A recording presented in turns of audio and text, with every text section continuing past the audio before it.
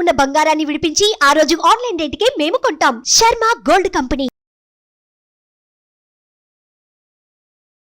నమస్తే, welcome to Suman TV. నేను మీ యామ్ని. ప్రస్తుతం మనతో ఉన్నారు ప్రముఖ ఆధ్యాత్మికవేత్త జ్యోతిషరత్న కోనాల భాగ్యలక్ష్మి రెడ్డి గారు ఉన్నారు. అమ్మతో మాట్లాడి మనకున్న సందేహాలను అడిగి తెలుసుకుందాం.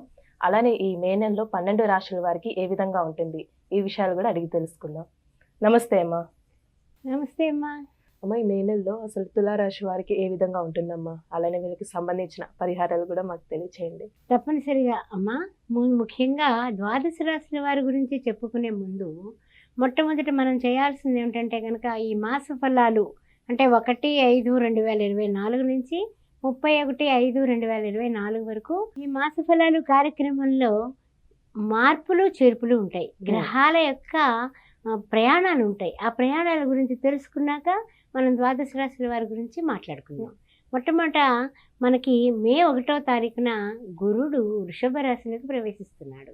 ఆ తర్వాత మే 11వ తారీఖున బుధుడు మేషరాశిలోకి ప్రవేశిస్తున్నాడు. తర్వాత చూస్తే మే 14వ తారీఖున రవి వృషభ రాశిలోకి వృషభ సంక్రమణం జరుగుతుంది. ఆ తర్వాత మే 19వ తారీఖున శుక్రుడు వృషభంలోకి ప్రవేశిస్తున్నాడు. తర్వాత మే 31వ తారీఖున బుధుడు వృషభంలోకి ప్రవేశిస్తున్నాడు. అందువలన ఈ యొక్క గ్రహాల యొక్క గతుల వలన ద్వాదశ రాశుల వారికి ఉండేటటువంటి యోగాలు, మంచి అద్భుతమైనటువంటి అదృష్టాలు, వీటిలన్నింటి గురించి మనం పరిశీలిద్దాం. వక్రతుండ మహాకాయ కోటి సూర్య సమప్రభ నిర్విఘ్నం కురు మే దేవ సర్వకార్యేషు సర్వదా ఓం గం గణపతే నమః అని ప్రతి నిత్యము వినాయకుడిని ఆరాధన చేస్తేనే ఈ తులారాశి వారికి మే నెల బాగుంటుంది. ఆ విషయంలో ఏ విధమైనటువంటి మొహమాటం లేకుండా చెప్తున్నారు. కారణం ఏమిటంటే కనుక ఈ తులారాశి వారికి మనకి సంబంధించి గోచార చంద్రుడు 3వ ఇంట ఉన్నప్పటికీ కూడా మనకి 5th హౌస్లో శని భగవానుడు, తర్వాత అంటే షష్టమంలో చెప్పాలంటే కనుక కుజుడు, రాహువు, బుధుడు ఉండడం. సప్తమంలో చూస్తేనేమో శుక్రుడు, గురుడు, రవి. సప్తమంలో చూసినట్లయితే కనుక శుక్రుడు, గురుడు, రవి. కానీ గురుడు అష్టమంలో కొడుతున్నాడు. అందువల్ల గురుబలం తగ్గుతుంది. తర్వాత చూసినట్లయితే కనుక మనకి ద్వాదశంలో కేతువు. ఈ ద్వాదశంలో ఉన్న కేతువుకి అధిష్టాన దేవత గణపతి.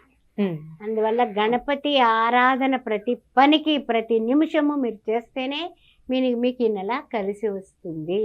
లేకపోతే కనుక ఎక్కడ వేసిన గొంగళి అక్కడే ఉన్నట్టు ఉంటుంది. రాజకీయంగా ఉండండి, రియల్ ఎస్టేట్ రంగంలో ఉండండి, వ్యాపారంలో ఉండండి, వృత్తుల్లో ఉండండి, ఎందులో ఉన్నప్పటికీ కూడా మీకు కలిసి రావాలంటే గణపతిని గట్టిగా పాదాలు పట్టుకోవడం, ఆ విషయం మర్చిపోకండి.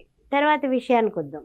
ముఖ్యంగా కుజుడు సప్తమ రాశి సంచారం వలన ఈ తులారాశి వారికి కొంచెము కొన్ని పూర్వార్ధంలో అంటే అష్టమంలోనేమో ఈ గురువు రావడం, ఈ 3 గ్రహాలు 4 గ్రహాల కూటములు ఏర్పడటం వల్ల కూడా తలకాయ నొప్పులు తప్పవు అని చెప్పొచ్చు ఈ మాసంలో. తర్వాత ఏంటంటే కనుక చిన్న చిన్న అనారోగ్య పరిస్థితులు కూడా కనపడుతున్నాయి. ఆరోగ్యం జాగ్రత్త.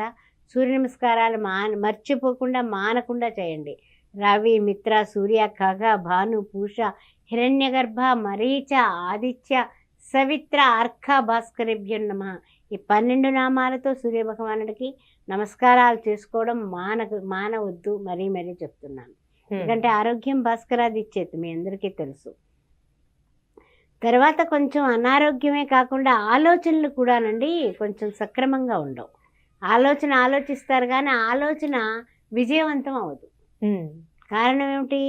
బుధుడు కుజుడికి రాహుతో కలిసి సంగమంలో ఉండడం వలన వీళ్ళ ఆలోచనలో పరిపక్వత అనేది రావడం కష్టం.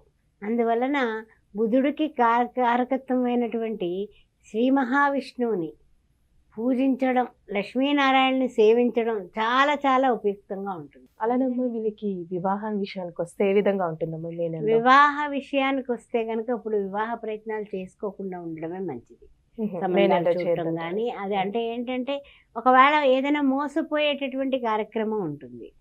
అవతల వాళ్ళు ఉద్యోగం చేయకపోయినా చేస్తున్నారు, లేకపోతే ఏదో ఒకటి రకరకాల ఆస్తులు లేకపోయినా ఉన్నాయి, ఇలాంటి మోసాల ప్రభావానికి వీళ్ళు లోన్ అయ్యేటటువంటి పరిస్థితులు ఉన్నాయి. కాబట్టి ఇప్పుడు ఏది ప్రస్తుతానికైతే ఈ నెల అలా గమ్మున ఉండండి అంతే. ఏ పనులైనా సరే, వ్యాపార పరంగా కానీ, వృత్తుల పరంగా కానీ, ఉద్యోగ పరంగా కానీ, ఈ ఉద్యోగం వదిలేస్తే జీతం హైక్ వచ్చేస్తుంది అని అంటున్నారనేసి అప్లికేషన్ పెడతారు. ఈలోగా ఉన్నది పోతుంది, రాబోయేది రాదు. దాని ఇక్కడ రిజైన్ చేసి దానికి అది వాడు యాక్సెప్ట్ చేశాడు కదా అనేసి టక్కని రిజైన్ చేస్తే మనం మళ్ళీ పప్పులో కాలేసిన వాళ్ళు అయిపోతాం. జాగ్రత్త జాగ్రత్త జాగ్రత్త. తర్వాత ముఖ్యంగా ఏమిటంటే కనుక కొన్ని నష్టాలు కనపడుతున్నాయి, పనులలో విఘ్నాలు కనపడుతున్నాయి. భయపడాల్సిన అవసరం లేదు, భయభ్రాంతులు అవ్వకండి. ఈ నష్టాలని, ఈ యొక్క కష్టాలని, ఈ విఘ్నాలని ఎదుర్కోవడానికే తొలుత మీకు ఏం చెప్పాను, గణపతి ఆరాధన. గణపతిని ఎప్పుడు కూడా ప్రతిరోజు 21 సార్లు ఓం గం గణపతే నమః, ఓం సుముఖాయ నమః, ఓం హేరంబాయ నమః అని గణపతి 21 నామాలు చేసుకుని మీరు నమస్కారం చేసుకుని బెల్లం ముక్క, అరటిపండు, కొబ్బరికాయ మీ ఓపిక ఏం పెట్టినా పెట్టి ఆయనకి దండం పెట్టుకునే మీరు బయటకు వెళ్ళండి. అది మానకండి. ప్రతిరోజు ఆదిత్య హృదయం పుణ్యం సర్వశత్రు వినాశనం. తులారాశి వారికి వచ్చేటటువంటి ఈ యొక్క ఇక్కట్లు జయం కలగాలంటే రామచంద్ర ప్రభువే అగస్త్య మహర్షి ద్వారా ఆదిత్య హృదయాన్ని విని ఉన్నాడు. అందువల్ల ఆదిత్య హృదయాన్ని ప్రతిరోజు వినండి, చదవండి. వీళ్ళకి ఆర్థికంగా ఏ విధంగా ఉండొచ్చు మే నెలలో? కొంచెం ఆర్థికంగా కూడా అంతంత మాత్రమేనమ్మా. ఉద్యోగస్తులకి జీతాలు వస్తాయి, వ్యాపారస్తులకి ఓ మాదిరిగా ఉంది, నడుస్తుంది అంతే. అంతేగాని గొప్ప గొప్పగా ఏమి ఇక అద్భుతాలు జరుగుతాయి, వండర్స్ జరుగుతాయి అనే విషయం ఇక్కడ కాస్త తగ్గిందని చెప్పొచ్చు. కారణం ఏంటి, ఎక్కడైనా ఏదైనా వస్తువులు మర్చిపోవడం, దానివలన కూడా వస్తువు నష్టం కలుగుతుంది కదా. టైం బాగోనప్పుడు మనం ఏది కూడా కలిసి రాదంటాం కదా, అలాంటి పరిస్థితుల్లో ఇక్కట్లో ఉన్నారు వీళ్ళు అని చెప్పచ్చు. ఇంకా చెప్పాలంటే కనుక కొన్ని చెల్లింపులు గవర్నమెంట్ వారికి ఏదైనా చెల్లించాలి, పన్నులు అలాంటివి, వాళ్ళ నుంచి నోటీసులు కూడా అందుకునే అవకాశాలు కనపడుతున్నాయి వీళ్ళకి. అందువల్ల జాగ్రత్తగా ఉండండి. జాగ్రత్తగా ఇదివరకు పొదుపు చేసిన ధనం ఉంటే ఖర్చు పెట్టేటటువంటి కాలం ఆసన్నమైంది అనే విషయాన్ని గుర్తుపెట్టుకోండి. తర్వాత ఇంకా ముఖ్యంగా ఏంటంటే అవసరాలకి దూరం, అంటే ఏమిటంటే ఏదైనా సరే వృత్తి ఉద్యోగాల్లో ఉన్నవాళ్ళు టెన్షన్స్ తీసుకోవడం వల్ల కూడా చిన్న చిన్న అనారోగ్య సమస్యలు ఎక్కువ అయ్యేటటువంటి విషయం కనపడుతుంది. తర్వాత ఏంటంటే ఎన్ని సమస్యలున్నా కూడా అదనపు బాధ్యతలు వచ్చి మీకు పడతాయి. ఉద్యోగంలో ఉంటారు, వేరే అదనపు వాడు ఎవరో సెలవులో వెళ్ళారు, అది కూడా నువ్వే చూడు. సపోజ్ ఈ తులారాశిలో ఉన్న వాళ్ళు లాయర్లు ఎక్కువ ఉంటారు, జడ్జిలు ఎక్కువ ఉంటారు. అందువల్ల వాళ్ళకి అదనపు బాధ్యతలు కూడా వచ్చేటటువంటి అవకాశం ఉంది. తర్వాత ఏంటంటే కనుక ఏది ఏమైనా సరే ఎన్ని సమస్యలున్నా కూడా కర్తవ్యం దైవ మాన్నికం అని కర్తవ్యానికి అంకితమైతే మీ సక్సెస్ రేటు పెరుగుతుంది. తర్వాత ముఖ్యంగా ఏమిటంటే కనుక ప్రతిరోజు విడవకుండా మానకుండా దైవ దర్శనం, ఏదో దేవుడు, వినాయకుడు అయి ఉండొచ్చు, ఆంజనేయ స్వామి అయి ఉండొచ్చు, దుర్గాదేవి అయి ఉండొచ్చు, వెంకటేశ్వర స్వామి అయి ఉండొచ్చు, దైవ దర్శనం ఎక్కువ సార్లు చేసుకోవడానికి ప్రయత్నం చేయండి.